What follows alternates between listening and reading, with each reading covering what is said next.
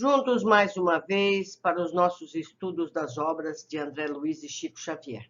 Estamos lendo nos domínios da mediunidade e hoje teremos o capítulo 14, em serviço espiritual. Distanciávamos-nos da instituição quando o marido desencarnado de Dona Celina, cuja presença assinaláramos no decurso da reunião, se aproximou de nós. Demonstrava conhecer o nosso orientador, porque estacou ao nosso lado e exclamou: "Meu caro assistente, por obséquio." Aulus apresentou-nos um novo amigo. É o nosso irmão Abelardo Martins. Foi o esposo de nossa cooperadora Celina e vem se adaptando aos nossos regimes de ação. Via-se de pronto que Abelardo não era uma entidade de escola. As maneiras e a voz traíram-lhe a condição espiritual de criatura ainda profundamente arraigada aos hábitos terrestres. Meu caro assistente, continuou inquieto, venham rogar-lhe auxílio em favor de Libório. O socorro do grupo melhorou-lhe as disposições, mas agora é a mulher que piorou, perseguindo-o. Conte conosco, aderiu o orientador de boa vontade. Contudo, é importante que Celina nos ajude. E afagando-lhe os ombros, concluiu: volte a companheira e tão logo se desligue Celina do corpo pela influência do sono, traga-a em sua companhia, a fim de que possamos seguir todos juntos. Aguardá-lo-emos no jardim próximo. O interlocutor afastou-se contente enquanto penetrávamos enorme praça arborizada. Detivemo-nos à espera dos companheiros e, aproveitando os minutos, Aulus se reportou à solicitação recebida. Abelardo interessava-se por Libério dos Santos, o primeiro comunicante daquela noite, que víramos amparados por intermédio de Dona Eugênia. E, alongando explicações, informou-nos de que o esposo de Dona Celina vagueara por muito tempo em desespero. Na experiência física, fora um homem temperamental e não se resignara de imediato a imposições da morte. Atrabiliário e voluntarioso, desencarnara muito cedo em razão dos excessos que eliminaram a força orgânica.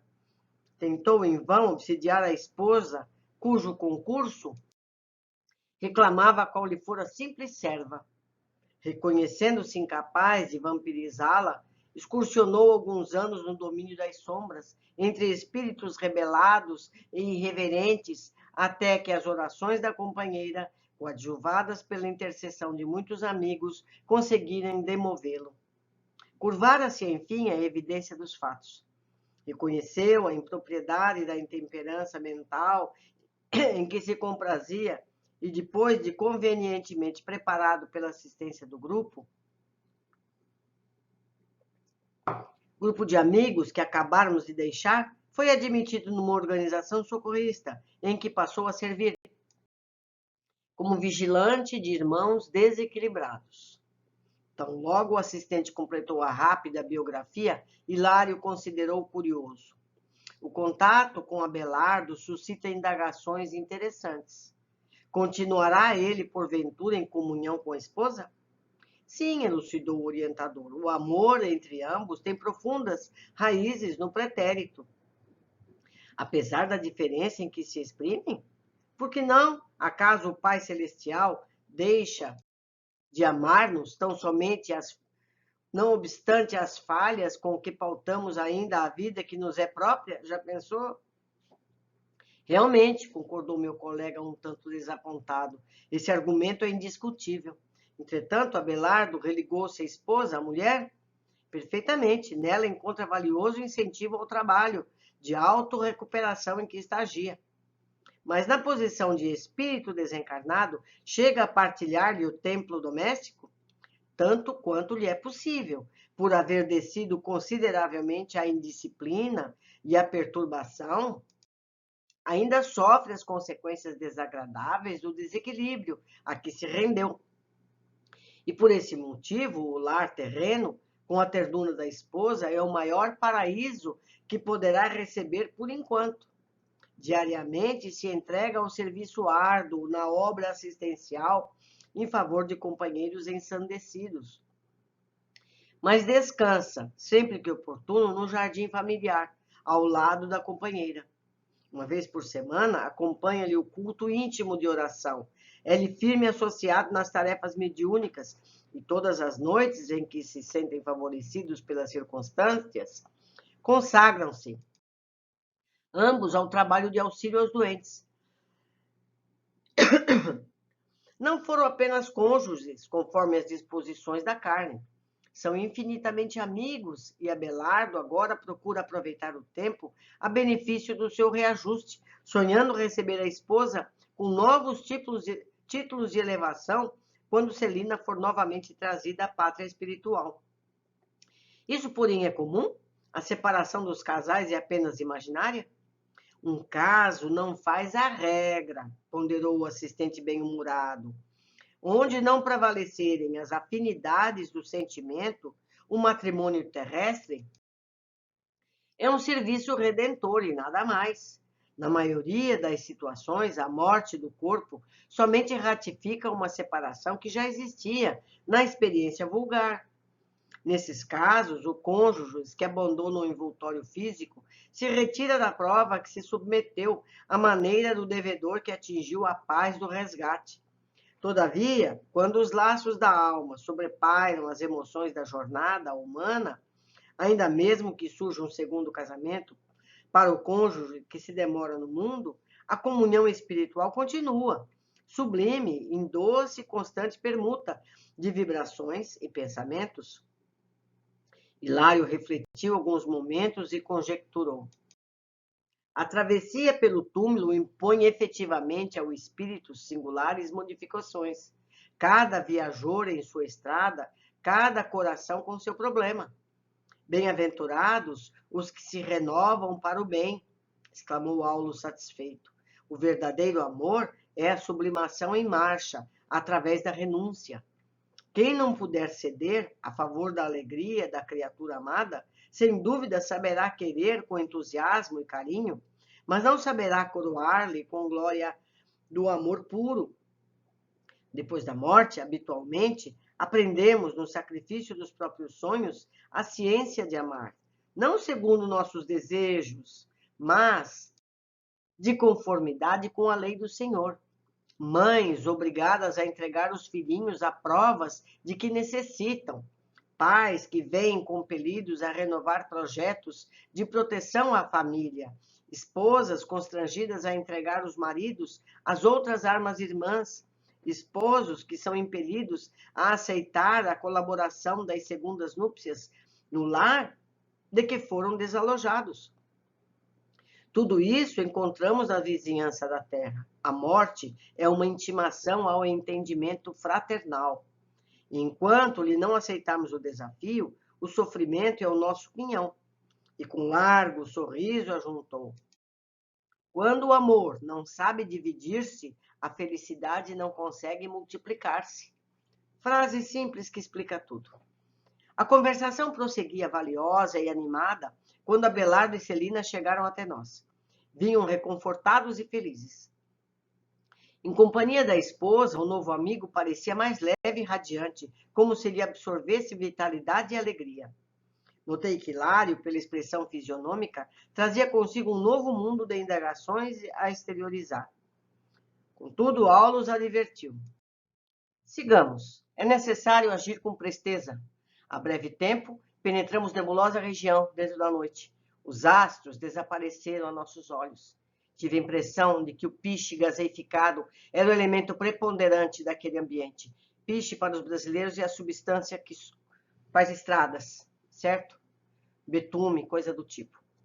Em derredor, proliferavam soluços e imprecações, mas a pequenina lâmpada de Abelardo agora empunhava, auxiliando-nos, não nos permitia enxergar senão o trilho estreito que nos cabia percorrer.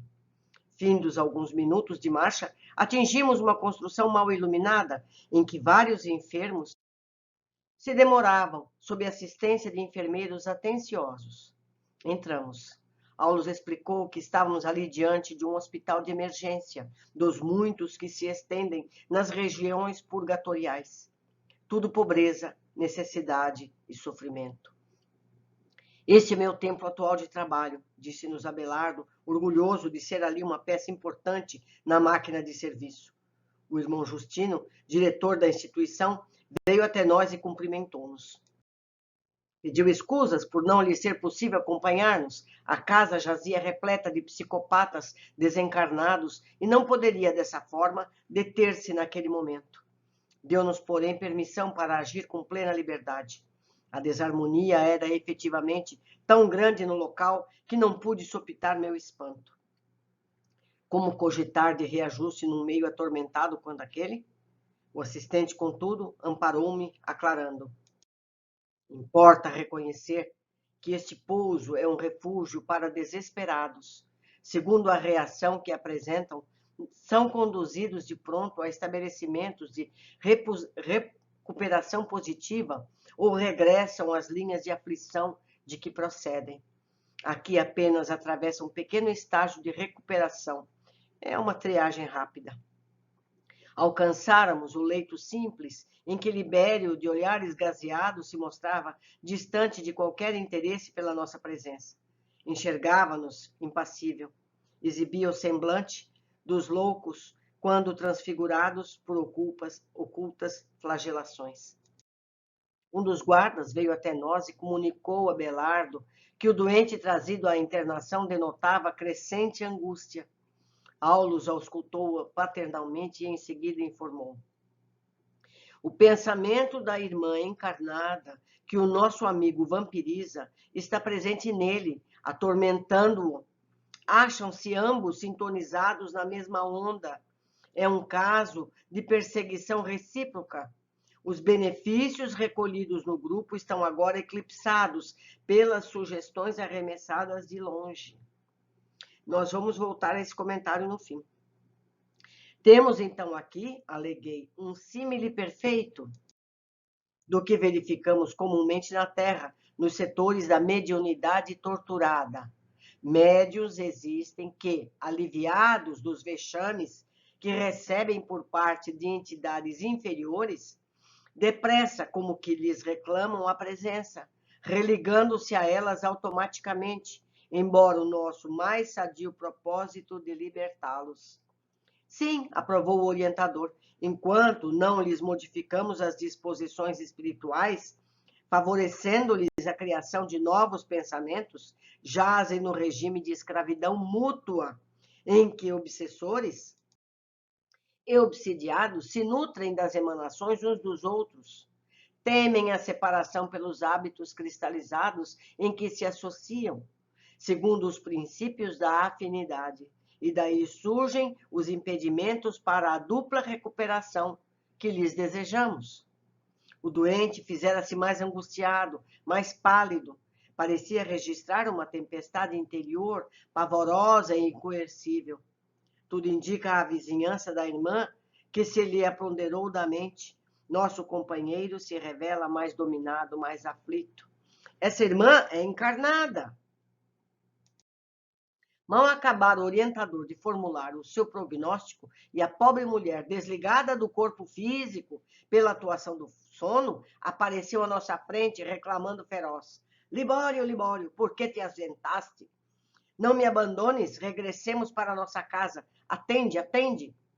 Que vemos, exclamou Hilário intrigado. Não será esta a criatura que o serviço desta noite pretende isolar das más influências? E porque o orientador respondesse de modo afirmativo, meu colega continuou. Deus de bondade, mas não está ela interessada no reajustamento da própria saúde? Não roga socorro à instituição que frequenta? Isso é o que ela julga querer, explicou Aulus cuidadoso. Entretanto, no íntimo, alimenta-se com fluidos enfermiços do companheiro desencarnado e apega-se a ele instintivamente. Milhares de pessoas são assim. Registram doenças de variados matizes e com elas se adaptam para mais segura acomodação com o menor esforço. Dizem-se prejudicadas e inquietas, todavia, quando se lhes subtrai a moléstia de que se fazem portadoras, sentem-se vazias e padecentes, provocando sintomas e impressões com que evocam as enfermidades e as exprimirem de novo, em diferentes manifestações, auxiliando-as a cultivar a posição de vítimas na qual se comprazem. Isso acontece na maioria dos fenômenos de obsessão.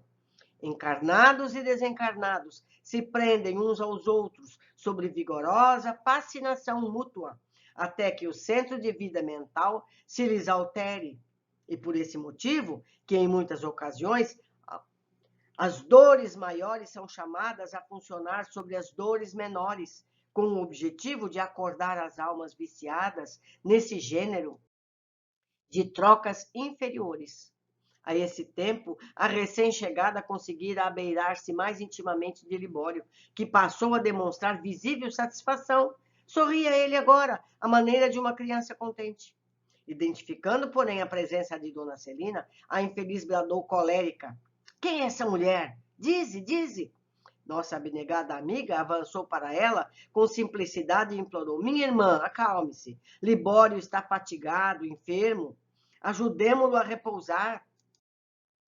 A interlocutora não lhe suportou o olhar doce e benigno e, longe de reconhecer a prestimosa médium do grupo que se associara, enseguecida de ciúme, gritou para o enfermo palavras amargas que não seria lícito reproduzir e abandonou o recinto em desabalada carreira. Libório mostrou evidente contrariedade. Aulus, contudo, aplicou-lhe passes restituindo-lhe a calma. Em seguida, o assistente nos disse amorável: como vemos, a bondade divina é tão grande que até os nossos sentimentos menos dignos são aproveitados em nossa própria defesa. O despeito da visitante, encontrando Celina junto do enfermo, dar-nos-á tréguas valiosas, de vez que teremos algum tempo para auxiliá-lo nas reflexões necessárias. Quando acordar no corpo carnal pela manhã, nossa pobre amiga lembrar-se-á vagamente de haver sonhado com Libório ao lado de uma companheira, pintando um quadro de impressões a seu bel prazer, porquanto cada mente vê nos outros aquilo que traz em si mesma. Abelardo estava satisfeito, acariciava o doente, antevendo-lhe as melhoras. Hilário, semi-espantado, considerou: o que me assombra é reconhecer o serviço incessante por toda a parte, na vigília e no sono, na vida e na morte, respondeu Aulo sorrindo. Sim, a inércia é simples ilusão e a preguiça é fuga que a lei pune com aflições na retaguarda. Mas nossa tarefa estava agora cumprida e por isso afastamo-nos.